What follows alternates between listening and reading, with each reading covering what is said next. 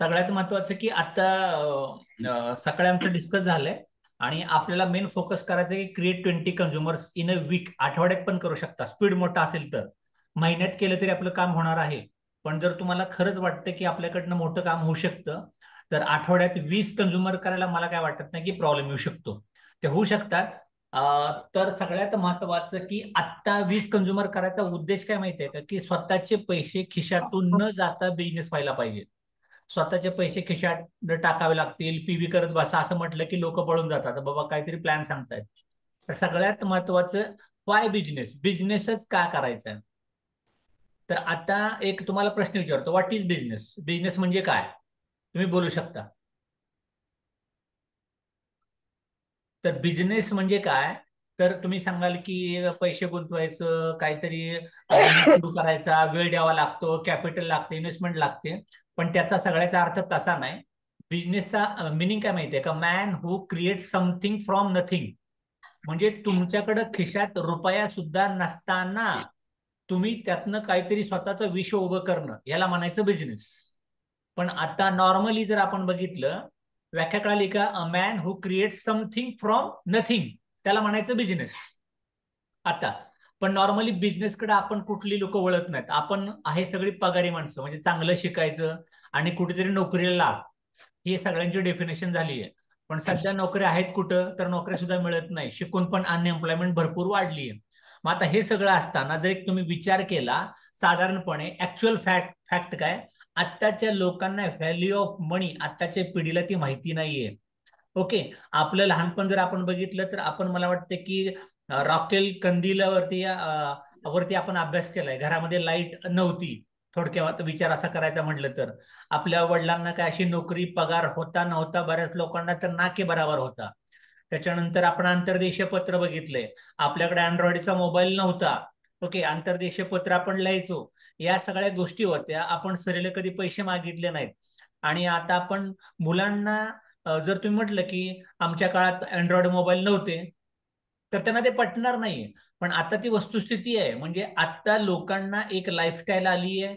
पटपट सगळ्या गोष्टी पाहिजेत, आपण मागेल ते पण हातात देतोय, पण आपल्या काळात ते मिळत नव्हतं. मग आता एक जर विचार तुम्ही केला, आपल्या घरातली स्वतःची इकॉनॉमी कशी होती तुम्हाला माहिती आहे. मी तर स्वतः गरीब मध्यमवर्गीय कुटुंबातला व्यक्ती आहे. माझे वडील तर ट्रक ड्रायव्हर होते. 6 महिने नोकरी असायची, 6 महिने नोकरी नसायची. आणि मग त्यांचा पगार किती होता, त्यांचा पगार होता 900 रुपये महिन्याला. 900 रुपये वडिलांचा पगार फक्त होता. ते 6 महिने फक्त पगार, 6 महिने ते घरी असायचे. मग अशात आपण सगळ्या कंडिशन बघत बघत इथपर्यंत पोहोचलोय. आणि आपण जे अनुभवलंय ते आत्ताच्या पिढीला तुम्ही ते लाईफ देताना त्यांना ते मंजूर नाहीये. त्यांना त्यांच्या स्टाईलनी पाहिजे. Social media, Insta, Facebook, okay, हे सगळं चाललंय. ते पार्ट्या, किती पार्ट्या, ते लाईफ पाहिजे त्यांना. मग असं जर असेल, तर आपण जे गरिबीत इथपर्यंत आलो, तसंच इथूनचा progress, what will be the our future, आपलं फ्युचर कसं असणार आहे. आपल्याला मंजूर झालं स्ट्रगल, तुम्हाला मान्य होतं, मंजूर केलं, पण आताच्या पिढीला स्ट्रगल आपण तसं म्हणू शकत नाही, काहीतरी वेगळं द्यावं लागेल. एक विचार करा, इकॉनॉमीचा ट्रेंड डिकेड वाईज कसा चालला होता. 1920 साली अख्खं कुटुंब एका रुपयात चालायचं. 1940 साली त्याच कुटुंबाला महिन्याला 10 रुपये असेल तर खूप असायचे. 1960 साली 100 रुपयात घर चालायचं. त्यावेळेसच्या शिक्षक लोकांचा पगार किती असायचा, 50 रुपये, 55 रुपये. 1980 साली घर चालायचं 1,000 रुपये महिन्यामध्ये. आणि मी तुम्हाला ते का म्हणतोय, कारण मी तुम्हाला सांगू शकतो, 1980 साली साधारणपणे 5वी 6वीला असेल, आणि मी 88 साली बघितलं, माझ्या वडिलांचा पगार होता 900 रुपये महिना. 900 रुपये म्हणजे लोकांचे पगार सुद्धा तेवढे नव्हते. 2000 साली एक कुटुंबाला चालायला 10,000 रुपये लागायचे. आणि 2020 साली तुम्हाला 1,00,000 रुपये सुद्धा कमी पडतायत. ही आत्ताची कंडिशन आहे, चांगलं लिव्हिंग स्टँडर्ड पाहिजे असेल तर. आणि आता 1,00,000 रुपये आहेत कोणाकडं, 70-80% लोकांच्याकडे मंथली 1,00,000 रुपयेच नाहीयेत. मग येणारं 2040 सालात काय आपलं होणार आहे. आपली परिस्थिती अत्यंत वाईट असेल. मग हे असेल तर आपण कसं सर्व्हायव्हल होणार आहे, आपल्या पुढचे प्रश्न कसे आवासून उभे राहतील, या सगळ्यासाठी विचार करावा लागेल. मग त्यासाठी अमेरिकेचा एक सल्लागार आहे, फायनान्शियल सल्लागार, त्यांनी सांगितलं की पैसे कमवण्याचे 4 मार्ग असतात. एक असतं ई म्हणजे एम्प्लॉई, नोकर वर्ग. हा 8 तास कामावरती जातो, त्याला टाइम फ्रीडम अजिबात नसतो. सगळ्यात महत्वाचं, कष्टदायक जीवन असतं, मरेपर्यंत काम करतो, पण त्याला जे पाहिजे ते कधी ऐश्वर्य उपभोगता येत नाही. तो आपला वेळ विकतो, स्वतःचा वेळ विकतो आणि त्याच्यातनं त्याला पगार मिळतो. दुसरा असतो यश म्हणजे काय, सेल्फ एम्प्लॉईड, म्हणजे वकील आहे, डॉक्टर आहे, मेडिकल टाकलंय, प्रॅक्टिस काहीतरी करतो, एखादी लेडीज आहे ती ब्युटिशियन आहे, आणि हे सगळं करताना मग त्यांनी काय केलं, स्वतःच्याच दुकानात स्वतःच कामगार, म्हणजे दुकान आपलंच. आपण लोकांना दिसतंय हा दुकानदार आहे, पण दुकानदारच झाडू मारतोय, दुकानदारच सगळं काम करायला लागतोय, दुकानदाराला पुसून घ्यावं लागतंय, आलं गेलं बघायला लागतंय, चहा पाणी करावं लागतंय. म्हणजे स्वतःच्या दुकानातला कामगार म्हणजे सेल्फ एम्प्लॉईड. त्याला दिवाळी नाही, त्याला दसरा नाही, त्याला सुट्ट्या नाही, फॅमिली लाईफ अजिबात नाहीये. ई आणि एस कॅटेगरी लिटरली म्हणजे 98% शोषण आहे तुमचं. मानसिकदृष्ट्या आपण खच्ची होतो, वेळ तर द्यावाच लागतो, पैसे तरी मिळत नाही, लाईफस्टाईल तरी मिळत नाही. मग आता एक क्लास असतो बी म्हणजे बिझनेसमॅन. बिझनेसमॅन जो असतो की नाही, हा कधी स्वतःचा लोकांचा वेळ विकत घेतो, सगळ्यात महत्वाचं. आणि बिझनेसमॅन अंगठे बहादर सुद्धा असू शकतो, पण त्याच्याकडे चांगले चांगले लोक काम करू शकतात. आणि एक असतो इन्व्हेस्टर, पैशावाल्याकडे पैसा लावणं, IPL ची टीम विकत घ्या, काहीतरी 100-200 एकर जागा विकत घ्या, आणि लोकांना मनी लॉन्ड्रिंग आपण बघितलं, हे सगळं बी आणि आय कॅटेगरीमध्ये चालतं. तर आपण सगळे जे लोक बघतो ई आणि फार तर येस कॅटेगरी मधले आहेत 98%. आणि या सगळ्या लोकांना फक्त स्वतःचा वेळ विकत द्यायचा आहे, आणि त्याच्यातनं इन्कम होतो, पण टाइम फ्रीडम नाही, बिलकुलच नाहीये. मनी फ्रीडम नाही, ट्रॅव्हल फ्रीडम नाही, स्ट्रेस मजबूत आहे, तणाव मजबूत आहे. या सगळ्यातनं जर तुम्हाला पुढे जायचं असेल तर आपण बिझनेसकडे कधीच का नाही वळालो, बिझनेसकडे का नाही वळालो, कारण आपलं काय वाटायचं, तिथं रिस्क वाटायची. आता मी तुम्हाला एक गंमत सांगतो, की साधारणपणे एक विचार करू आपण. तुम्ही रिलायन्स मार्टचं दुकान घ्या, किंवा बिग बाजार घ्या, त्याच्यानंतर तुमचं वॉलमार्ट घ्या, अमेझॉन वाला घ्या. या ठिकाणी त्याचे किती शॉप असतील, किंवा आपण फक्त आपल्या इंडियात बघू, संपूर्ण भारतामध्ये रिलायन्स मार्ट मध्ये किती कामगार असतील. अंदाज बघितलं मी, 10,000 कामगार आहेत. 10,000 कामगार दररोज 10 तास काम करतात असं आपण गृहीत धरलं. सकाळी उघडलं ते समजा दुकान 9ला, रात्री 9ला बंद झालं, किंवा 8ला बंद झालं. म्हणजे 10,000 तास त्याच्याकरता काम होतंय. 10,000 तासांचा उत्पन्न जे काही मनी चेंज ओव्हर होतो, हे सगळे सगळे रिलायन्स वाल्याला मिळायला लागेल. म्हणजे तो केवढं पैसे कमवतोय. आणि आपण जेव्हा नोकरी करतो, नोकरीमध्ये फक्त आपण काय करतो, तर ते 10,000 लोक जर काम करतात रिलायन्स स्मार्ट मध्ये, तर त्याच्यासाठी दररोज 1,00,000 तास काम होते. 10,000 लोक गुणिले 10 तास केले मी, तर दररोज त्याच्याकरता 1,00,000 तासाचं उत्पन्न येतंय. म्हणजे तो करोडपती आहे, अरबपती आहे. अदानी, अंबानी, हे जे आपण म्हणतो टाटा, हे काय झालंय, तर 10,000 लोक त्यांच्याकडे काम करतात, 1,00,000 तासाचं उत्पन्न त्यांना मिळतं. पण इतर आपण सगळेजण काय करतो, आपण 8 तास नोकरी करतो, महिन्यातले 26 दिवस कामाला जातो, 208 तास मी राब राब राबतो, आणि त्याचा मला काय पगार येत असेल, 30,000, 40,000, 50,000 समथिंग. हे जर मी 12 महिन्याचं काढलं, तर नियर अबाउट आपण 2,500 तास काम करतो. आणि उभ्या जिंदगीत आपण काम करतोय 17,360 तास, एक माणूस. म्हणजे एक माणूस उभ्या आयुष्यात 17,360 तास काम करतो, आणि तो काय कमवत असेल. जर तुम्ही पगार काढला त्याचा, तर फार तर 1 ते 1.5 कोटी रुपये कमवतो. 1 ते 1.5 कोटी 60 वर्षात जर त्यांनी कमवले, तर तो काय जागान, काय घरण, काय लाईफस्टाईल करणार आहे. अख्खी जिंदगी त्याचा कर्ज फेडण्यातच जायला लागेल. पण मी जर अदानी अंबानी बघितलं, तर त्यांनी काय केलं, 1,00,000 तासाचं दररोजचं उत्पन्न आहे, दररोज पर डे. आणि आपलं होतंय उभ्या आयुष्यातलं फक्त 17,000 तासांचं. कधी आपण श्रीमंत होणार, काही होप्स नाहीयेत, असंच रडत राहावं लागेल. आणि मग हे जर तुम्हाला असं असेल, तर तुम्हाला कुठे रिस्कच घ्यावीशी वाटत नाही. पण रिस्क म्हणजे काय, रिस्क ऍक्च्युली नाहीये, आपण फक्त घाबरलोय. आपण सगळे जन्मजात बिझनेसमॅन आहोत. फक्त ती रिस्क घ्यायची डेफिनेशन आपण चेंज करूया. आपण आपले वर्किंग आवर्स वाढवू शकतो का? येस, वाढवू शकतो. त्याकरता रिस्क काय घ्यावी लागेल, पैसे मागत नाही तुमच्याकडं, तुमचा वेळ मागत नाही, तुमच्या फावल्या वेळातलं आपण कसे आपले वर्किंग आवर्स वाढवू शकतो, ह्याचं जर मी डिफाईन केलं, तर साधारणपणे रिस्क म्हणजे काय, रिसोर्सेस. मी जर रिसोर्सेस वाढवले, म्हणजे मी DSM मध्ये आलो, आणि मी आता 20 कंझ्युमर तयार करतोय, 20 कंझ्युमर कडनं मी काहीतरी त्यांना मटेरियल द्यायला लागलो, त्यांना मटेरियल आवडायला लागलं, त्याच्यातनं काही जण माझे डिस्ट्रीब्युटर झाले, त्याच्यातनं 20 पैकी 10 जण मला म्हणले काम करतो, ते 4-5 महिने कामाला लागले, त्यांनी त्यांचे परत 20 कंझ्युमर आणले, त्यातले काही जण काम करायला लागले. म्हणजे तुमच्या मार्फत प्रत्येक घरात जो चहा जाईल, साबण जाईल, पेस्ट जाईल, राईस ब्रॅन ऑइल जाईल, तो कंझ्युमरला तुम्ही तुमच्या अंडर कामाला लावू शकता. म्हणजे तुम्ही ज्यांना ज्यांना प्रोडक्ट देताय हे सगळे तुमचे रिसोर्सेस आहेत, तिथून तुम्हाला इन्कम येणार आहे, तुमचं इन्कम जाणार नाही. डीएक्सएन म्हणजे खर्च नाही, डीएक्सएन म्हणजे सेव्हिंग आहे, डीएक्सएन म्हणजे इन्कम आहे. दुसरे काय, आय फॉर इंटेलिजन्स, म्हणजे आता दीक्षित सर आहेत, विटेकर सर आहेत, पाटील मॅडम आहेत, नंदीकुळे सर आहेत, मी आता काय आपण परत काय एमटेक, पीएचडी, डॉक्टर, सायंटिस्ट होणार आहे का? नाही. आता जे टॅलेंट तुम्ही शाळेत शिकला होता तेवढंच घेणार, त्याच्याबद्दल तुम्हाला काहीतरी पगार मिळणार.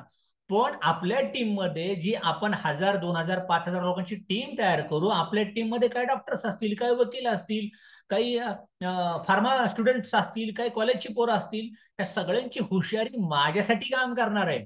ओके, ती आपल्याला इंटेलिजन्स गोळा करायचा आहे. Yes for skills. स्किल्स म्हणजे कौशल्य शिकायचे.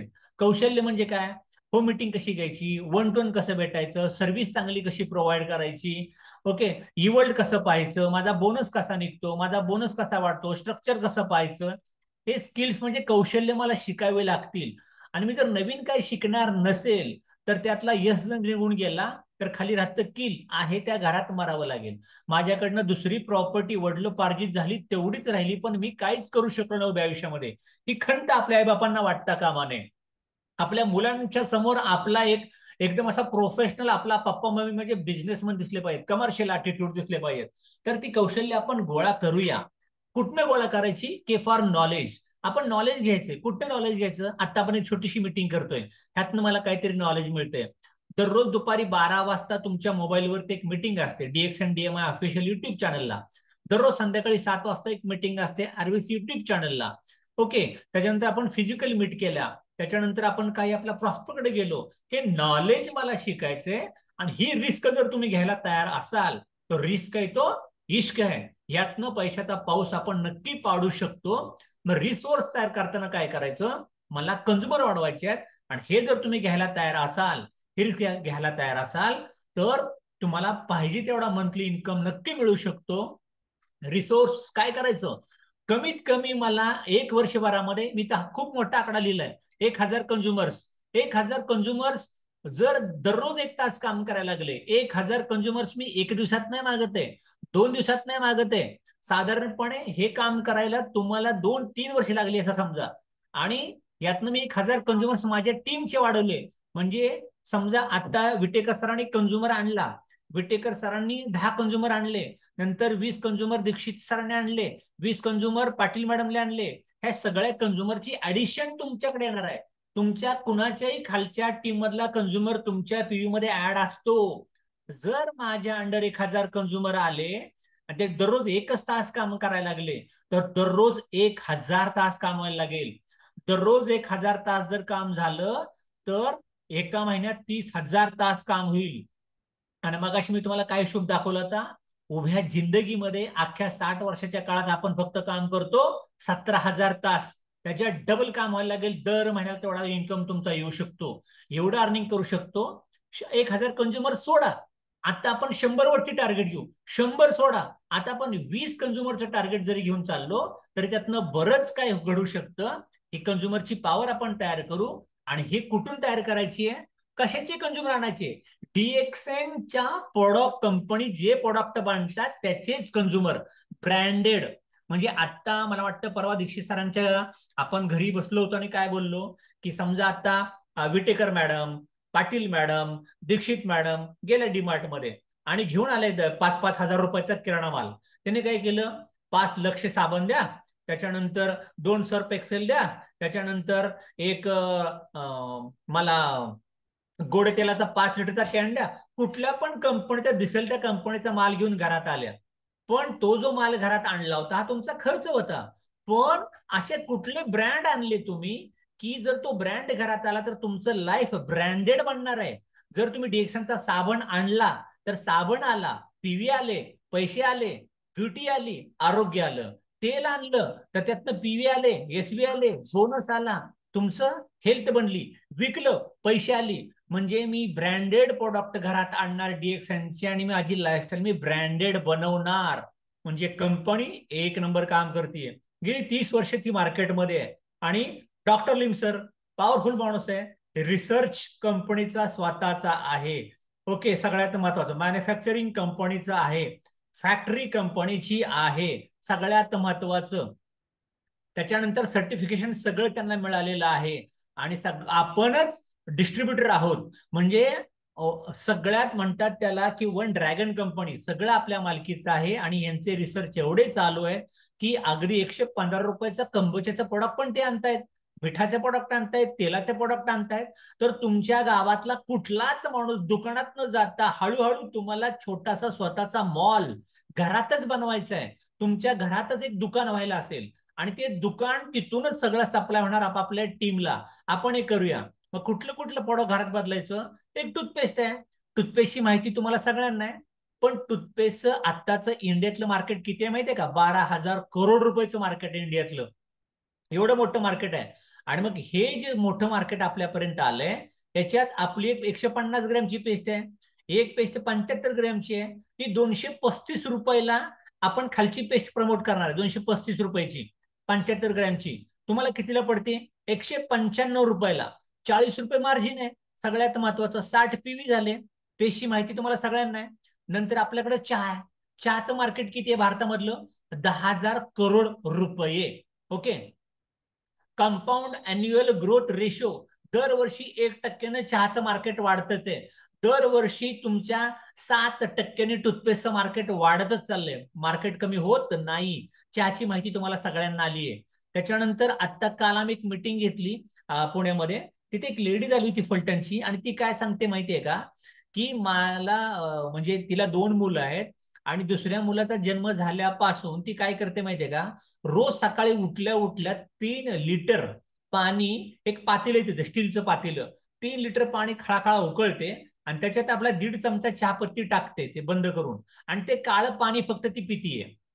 गेले किती वर्ष? 2 ते 3 वर्ष फक्त चहाचं पाणी पितीये. तिचे गुडघे दुखायचे, पाठ दुखायचे, कंबर दुखायचे, स्किन अशी एकदम टॅन झाली होती, थकलेली, आजारी पडलेली. ही मुलगी डीमार्टच्या मॉलमध्ये काम करायची आणि तेव्हापासून आपण तिला जॉईन केलं होतं. जॉईन केल्यानंतर तिचं लग्न झालं, तिला 2 मुलं झाली. फक्त फॉलो फॉलो फॉलोअप मध्ये ठेवलं होतं, हाय हॅलो करत करत जाता येता. ती आता रुबी बनली आहे. तिला कुणी प्रोडक्ट दिलं होतं? त्यांच्या घरात टीव्ही रिपेअर करायला एक आपला डिस्ट्रीब्युटर गेला होता आणि टीव्ही रिपेअर करता करता त्यांनी चहाची माहिती सांगितली होती आणि ती लेडीज आता आपल्याकडे रुबी झाली आहे. म्हणजे एवढं सगळं काम आपोआप त्यातनं घडू शकतं. चहा मार्केटमध्ये भरपूर जायला लागेल. आणि गिलोय, ही जी गिलोय आहे, ही गिलोय 220 रुपयाला आहे फक्त गोळी. आणि सगळ्यात महत्वाचं, गिलोय जे आहे ना, आयुर्वेदाचा सध्याचा राजा पण म्हणू शकतो. अँटीऑक्सिडंट म्हणजे उन्हाळ्यात ऊन लागणार नाही, थंडीत थंडी वाजणार नाही, पावसाळ्यात पावसाचा त्रास होणार नाही. अँटी मायक्रोबायल म्हणजे काय? जर तुम्हाला काहीतरी पोटात जंत होत आहेत, पोट साफ होत नाही, दुखतंय, इन्फेक्शन काहीतरी होतंय, ते कमी व्हायला लागेल. अँटी बॅक्टेरियल म्हणजे तुम्हाला छोटा बारीक ताप येतो, कणकणी येते, पाय दुखत राहतात, अंग दुखत राहतं, ते कमी व्हायला लागेल. अँटी फंगल ही सब खरूज, खाज खुजली होणार नाहीये. डायजेशन, पचन चांगलं व्हायला लागेल. तुमचा स्ट्रेस, ताणतणाव कमी व्हायला लागेल. स्ट्रेस म्हणजे ताण, एन्झायटी म्हणजे चिंता. ताण आणि चिंता, तुम्ही ताण का घेता हा मागचा आहे, चिंता भविष्यातली आहे. फक्त तुमचा फोकस आजच्या कामावरती ठेवा. आणि नॉर्मलायझिंग फिजिओलॉजिकल फंक्शन म्हणजे तुम्हाला दैनंदिन तुमच्या मोमेंट सगळ्यात चांगले करायला गिलोयची गोळी अप्रतिम आहे. आणि या सीझनला नाही, कुठल्याही सीझनला सकाळी एक गोळी, संध्याकाळी एक गोळी कंपल्सरी. जे भेटेल त्याला खायला सांगा. दवाखाना कमी व्हायला लागेल. त्याच्यात प्रोटीन सुद्धा असतात, खूप चांगलं काम करतंय. आणि त्याला म्हणतो आपण गुळवेल किंवा गुडूची. आणि हा पॉप्युलर मेडिसिनल प्लांट आहे. ओके, त्याच्यामध्ये खूप हाय थेरपेटिक औषधी व्हॅल्यूज आहेत. आणि हे giloy is used in the treatment of fever. ताप जर येत असेल, ओके, जसं आपण क्रोसिन खातो, डोलो 600 mg खातो, त्याच्याऐवजी तुम्ही हे देऊ शकता. किंवा जर तुम्हाला लघवी अडकते, किडनी स्टोन आहे, डायबिटीसचा त्रास होतो, पातळ जुलाब होत आहेत तुम्हाला, ह्या सगळ्यासाठी गिलोय आपण देऊ शकतो. गिलो is rich source of protein आहेत, प्रथिन, उंची वाढत नाही, वजन वाढत नाही. मायक्रोन्यूट्रियंट्स म्हणजे खाल्लेलं अन्न पोषण वाढण्यासाठी मायक्रोन्यूट्रियंट्स त्याच्यामध्ये आहेत. आयर्न, हिमोग्लोबिन वाढायला लागेल, झिंक आहे, कॉपर आहे, कॅल्शियम, फॉस्फरस, मँगनीज. आणि सगळ्यात महत्वाचं, it also contains many secondary plant metabolites such as turpentines. हे असतं तुमच्या आरजीजीएल मध्ये. Alkaloids, flavonoids, steroids and glycosides which may help improve physical strength. ताकद वाढवतं, चिवटपणा वाढवतं. म्हणजे आता समजा आमचा माणूस काहीतरी बॉक्सिंग खेळतोय, कराटे खेळतोय, दररोज त्याला पाहिजे गेलोय, त्याला दणकात बसला पाहिजे, पंच मध्ये समोरचा आउट झाला पाहिजे. ती स्ट्रेंथ त्यांना करता द्यावं लागेल, डायजेशन इम्प्रूव्ह व्हायला. म्हणजे कदाचित आपण क्लायमेट चेंज होतं, आपण या कोल्हापुरामध्ये अचानक दुसऱ्या गावाला गेलो, तिकडे थंडी आहे, तिकडे ऊन आहे, तिकडे पाऊस आहे. तर हे जे काय होतं ना, गिलोय खाल्ल्याने प्रतिकारशक्ती वाढते आणि तुमच्या पोटात डायजेस्टिव्ह टॉक्सिन्स जे जमा होत आहेत, म्हणजे वडापाव खाल्लाय, मिसळपाव खाल्लाय, दसरा चौकात गेलाय, मिसळ खाऊन आलाय, अजून उपलला जेवलाय, परत मध्ये तांबडा पांढरा खाल्लाय, पोट बिघडलंय, तर तुम्ही त्यावेळेस गिलोयची गोळी खाल्ली तर पोट पण चांगलं क्लीन राहायला लागेल. अशी गिलोय घराघरात जाऊ शकते. ओके. त्यामुळे अजीर्ण अपचनमध्ये गुळवेल आपण नक्की देऊ शकतो. युरिक ऍसिड अक्युम्युलेशन म्हणजे तुमच्या सांध्यामध्ये गुडघा चमकायला लागलाय, आगाग होते गुडघ्याची, युरिक ऍसिड साठलंय, खुबा दुखतोय, टाचा दुखतायत, तुमच्या अंगठ्याचं बोट सुजतंय, वाकडी होत आहेत, ते ठिकाणी गुळवेल काम करायला लागेल. आणि हे एक रसायन आहे, अँटीऑक्सिडंट त्याच्यामध्ये. हे आपल्या संहितेमध्ये सांगितलंय. हे बल्यवर्धक आहे, वात पित्त कफ चांगली करतं, तुमची भूक वाढवतं, पचन सुधरवतं, अंगाची सूज कमी करतं. शोथहरा म्हणजे काय, सूज कमी करणे. रिल्यूज ओडेमा, ओडेमा म्हणजे कुठेतरी सूज येते अंगाची, सूज कमी करायचं काम करतं. संधिवातात चांगलं फायदेशीर आहे. त्याच्यामुळे प्रत्येकाला गुळवेल गेलंच पाहिजे. अजून एक गोळी आहे, त्रिफळाची गोळी. त्रिफळा गोळी पण खूप चांगली आहे, अँटीऑक्सिडंट, अँटी इन्फ्लेमेटरी, म्हणजे दहा होतो, लघवीत आगाग होते, पोटात जळजळ होते, त्वचेची आगाग होते, कमी व्हायला लागेल. इंटरनल क्लिन्सिंग, पोट साफ होण्यासाठी, तुमचं सर्दी कप खोकला बाहेर पडण्यासाठी, लेडीजचं गायनिक इश्यू असेल ते क्लीन होण्यासाठी, पचन चांगलं होतं, खाल्लेलं शोषून घेतं, मेटाबॉलिझम चांगलं करतं, नवचेतना तयार करतं, ऍक्ट ॲज अ नॅचरल लॅक्सेटिव्ह, म्हणजे स्मूथ फंक्शन चालू लागतील. लघवी अडकणार नाही, टॉयलेट अडकणार नाही, सर्दी अडकणार नाही, स्मूथ वाटायला लागेल. वजन कमी करण्यासाठी खूप वाढला असेल तर वेट लॉस मध्ये पण त्रिफळा आपण देऊ शकतो. आणि डोळे पण चांगले राहायला लागतील त्रिफळा खाल्ल्यानंतर, हे वापरा. आणि अजून सगळ्यात महत्वाचं, वात पित्त कफ बॅलन्स करतं. त्याच्यात हिरडा, भेडा आणि आवळा या तीन गोष्टी टाकल्यात म्हणून त्याला म्हणतात त्रिफळा. आयुर्वेदिक प्रिपरेशन आहे ते. त्याच्यामुळं ह्याचा फायदा काय होतो, स्वच्छ करणे आणि टॉक्सिक मटेरियल बॉडीतनं डिटॉक्स करण्यासाठी.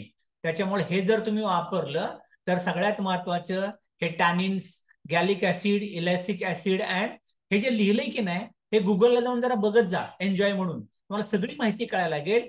दिस मे सर्व अन ॲपेटायझर, म्हणजे चांगलं खाल्लेलं पचण्यासाठी. ज्याचं वजन सुधरत नाही, विकनेस आहे, थकवा आहे, कमजोरी आहे, हे तुमचं पोट चांगल्यात चांगलं साफ करायला लागेल. आणि त्याचं पोट साफ, त्याचं मन साफ, त्याचं मन साफ, त्याचं करिअर एकदम चांगलं व्हायला लागेल. अजून एक प्रोडक्ट आले, सिटोपॅन. हे सिटोपॅन सिरप तर घराघरात जायला पाहिजे. सगळ्यात महत्वाचं, आता मार्केटला कफ सिरपला तर डायरेक्ट बॅन आलाय. कुठलं पण कफ सिरप देऊ शकत नाही, त्याच्यात अल्कोहोल असतं, गुंगी येते. पण सगळ्यात महत्वाचं, याच्यामध्ये नो ड्राउझीनेस. तुमचा घसा जाम झालाय, सर्दी कफ खोकलाय, सायनस काहीतरी होतोय, ह्याच्यात काय टाकलंय, सीतोफलादी, तुळस, मध, पुदिना आणि हळद. सगळ्यात महत्वाचं, त्याच्यामुळं इमिजिएट फास्ट ऍक्टिंग कफ रिलीफ व्हायला लागेल, झिरो ड्राउझीनेस आणि सूज थ्रोट नॅचरली. घशात आवाज बसलाय, घसा जाम होतो, त्यासाठी फक्त ₹150चा प्रोडक्ट आहे, घराघरात ठेवा. घेताना 5-5, 10-10 घ्या, आपोआप जायला लागतील. आणि हा चार्ट काढला होता मी, किती रुपयाला सगळं पडतंय. हे सगळं पडतंय बघा, चहा, टूथपेस्ट, सिटोपॅन सिरप, गिलोय आणि त्रिफळा, ₹1465. ₹35 ते सर्व्हिस चार्ज घ्या, ₹1500 घ्या सरळ, काही प्रॉब्लेम नाही. हे जर 1500 तुम्ही त्याच्याकडनं घेतले साधारणपणे, तर तुम्हाला ₹1180 पडतंय ते. आणि त्याच्यावर 410 पीव्ही आहेत. आणि एमआरपी डीपीतलं मार्जिन ₹300 झालं. आता मला सांगा, हे जर फक्त मी 20 कंझ्युमर टार्गेट केले 1500 रुपयाचे 20 कंझ्युमर, तर 300 गुणिले 20 6000 रुपये झाले. 6000 रुपये आठवड्यात काढायचे का असे 4 वेळा सायचोक 24,000 पगार पाडायचा हे आपण ठरवू शकतो. अगदी हा फॉर्म्युला आपण कोल्हापूर करता 100% फिट करू शकतो. आणि ज्याला हे प्रोडक्ट आवडायला लागतील त्याला फक्त आपण काय केलं, समजा काही लोकांनी गुळवेल नाही घेतलं, काही लोकांनी त्रिफळा नाही घेतलं, तर तिथं फक्त एक काम करायचं, तिथं राईस ब्रॅन ऑइल टाकून द्या.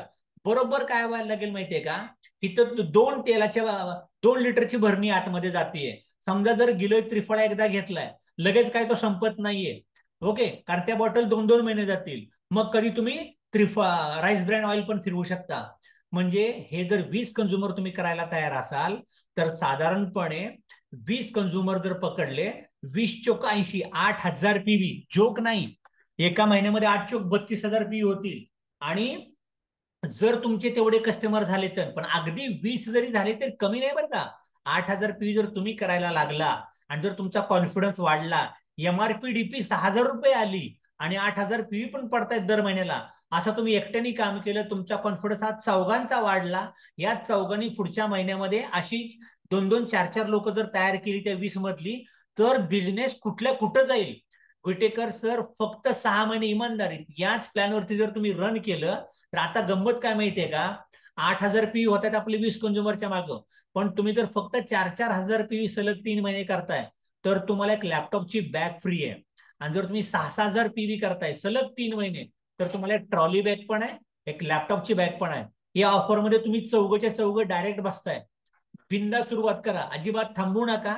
आणि हे जर तुम्ही काम चालू केलं तर हे काम चालू करता करता तुम्हाला अजून एक ऑफर यामध्ये इन्सर्ट होऊ शकते. कुठली ऑफर आहे ती? स्वतःचे पीव्ही 3,000 करायचे आणि टीम मधून 10,000 पीव्ही, तुमचे 3+7 असे 10,000 पीव्ही जुलैमध्ये जर आले तर तुम्हाला एक मेडल आहे, एक कॅप आहे आणि कंपनीचं सर्टिफिकेट आहे. त्याच्यानंतर ऑगस्टमध्ये जर तुम्ही हे काम केलं तर तुम्हाला मेडल आहे, कॉफीचा मग आहे, सर्टिफिकेट आहे. 15,000 पीव्ही करायचे आहेत ऑगस्टमध्ये. आणि सप्टेंबरला जर 20,000 पीव्ही करताय तर एक ट्रॉफी आहे, एक टायपिन, एक शाशे आणि एक तुमचं सर्टिफिकेट. हे सगळे अवॉर्ड मेडल तुमच्या घरात दिसायला लागतील. आणि हे तुम्ही एकटे करत नाही, तुमच्या टीम मध्ये काय लोक करतील. यातनं खूप चांगला बिझनेस वाढू शकतो. फक्त आता याच्यावरती आपण काम करूया आणि 20 कंझ्युमर कसे आणायचे त्याच्याबद्दल आपण बोलत राहूया. आता फक्त आपण डिस्कस करू ओपनली काय करायचंय ते, आणि नक्की करूया.